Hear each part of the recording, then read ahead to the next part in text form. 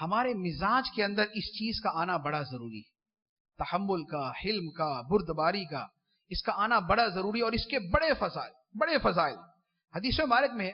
نبی پاک صلی اللہ تعالی علیہ وآلہ وسلم نے ارشاد فرمایا کہ بے شک انسان بردباری کی وجہ سے، حلم تحمل کی وجہ سے، فرمایا کہ روزہ دار اور شب بیدار کا درجہ پا لیتا ہے۔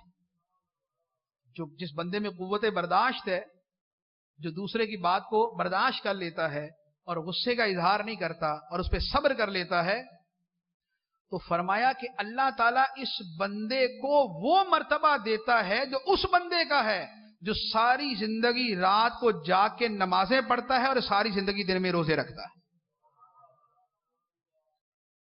کیونکہ جتنا وہ مشکل ہے اتنا یہ بھی مشکل ہے، آسان نہیں ہے۔ یہ جو ہے وہ واقعہ سن لینا تو یقیناً آسان ہے، لیکن تحمل کرنا یہ بڑا مشکل ہے۔ ہمارے مزاج نہیں بدلتے، ہم بظاہر بعض اوقات نیک بھی بن جائے نا تو ہمارا مزاج نہیں بدلتا، ہمارے اوپر کلر ہوتا ہے، پینٹ ہوتا ہے، اندر ہمارا ویسے کا ویسا ہی ہوتا ہے۔ ہم جو ہے وہ ایک عاجزی اور ایک اخلاقی چادر ضرور اوڑھ لیتے ہیں، لیکن ہمارے اندر کا اخلاق نہیں بدلتا، ہمارے اندر کا کینہ نہیں جاتا، ہمارے اندر کا جو ہے وہ غصہ نہیں ختم ہوتا، عدم برداشت ختم نہیں ہوتا۔ حالانکہ نبی پاک علیہ الصلوۃ والسلام نے اس کی کیا فضیلت فرمائی، اور ایک حدیث مبارک میں فرمایا کہ حلم اور بردباری یہ سابقہ نبیوں کی سنت ہے۔ آقا کریم علیہ السلام کی تو ہے ہی، وَإِنَّكَ لَعَلَىٰ خُلُقٍ عَظِيمٍ، سرکار کی تو ہے ہی، لیکن فرمایا کہ پچھلے نبیوں کی سنت ہے کہ تحمل اور بردباری ہونی چاہیے۔ اور ہمارے ہاں اس کا موقع، یعنی برداشت کا جو موقع ہے، وہ تو یوں کہہ لے کہ شاید مجھے بیٹھے مل جائے اور آپ کو یہاں بیٹھے مل جائے۔ یعنی قدم قدم پہ آدمی کے سامنے وہ چیز آتی ہے کہ جو اس کے صبر کو چیلنج کرتی، جو اس کی قوت برداشت کو چیلنج کرتی۔ ایک آدمی کو دوسرا ٹھوکر مار دیتا ہے، پیچھے سے زوردار آواز دے دیتا ہے، روڈ پہ نکل، گھر میں، بازار میں، دفتر میں، کاروبار میں، مارکیٹ میں، مسجد میں، یعنی قدم قدم پہ غصے کے مواقع ہوتے ہیں، لیکن وہ غصے کے مواقع نہیں، وہ حلم اور تحمل کے مواقع ہیں۔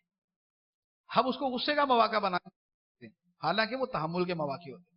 پوزیٹیو سوچ جو ہے نا، مثبت سوچ، آپ یقین کیجئے کہ اتنی بڑی چیز ہوتی ہے کہ زمین کو آسمان اور آسمان کو زمین بنا دیتی۔ مصیبت کو ہم کیا سمجھتے ہیں؟ ہم سمجھتے ہیں مصیبت، ہم سمجھتے ہیں مصیبت کہ یار پریشانی ہے، مصیبت ہے، پتہ نہیں کس کام میں پڑ گئے ہم۔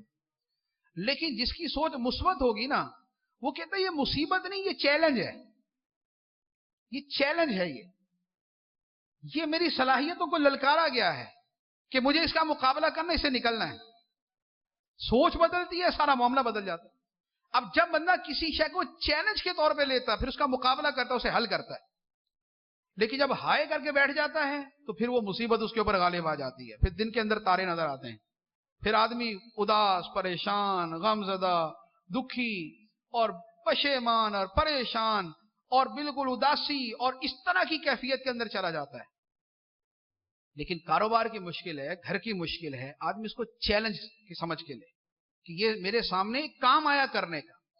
یہی معاملہ غصے کے مواقع کا ہوتا ہے کہ جن مواقع کو ہم کہتے ہیں نا یہ غصے کا موقع ہے، وہ غصے کا نہیں، وہ تحمل کا موقع ہے، وہ تحمل کرے۔ تو اگر تھوڑا سا سوچ بدل کے تحمل کی طرف آ جائیں تو یقین کریں کہ ثواب نہ یوں ملٹی پلائی ہوتا جائے۔ کیونکہ حلم کیا ہے؟ حلم اٹھتا ہے صبر سے، حلم کے پیچھے صبر ہوتا ہے، یا حلم سے صبر کا ظہور ہوتا ہے۔ اور صبر کیا ہے؟ اللہ تعالیٰ فرماتا ہے انما یوفی الصابرون اجرہم بغیر حساب، صبر کرنے والوں کو بے حساب اجر دیا جائے گا، صبر کرنے والوں کو بے حساب اجر دیا جائے گا۔ تو جس موقع کو ہم اپنے لیے دنیا کی بھی پریشانی کا ذریعہ بنا لیتے ہیں اور آخرت کے گناہ کا ذریعہ بنا لیتے ہیں، وہی ہمارے لیے بے حساب اجر کا سبب بھی بن سکتا ہے، لیکن ہم اپنی سوچ اس انداز میں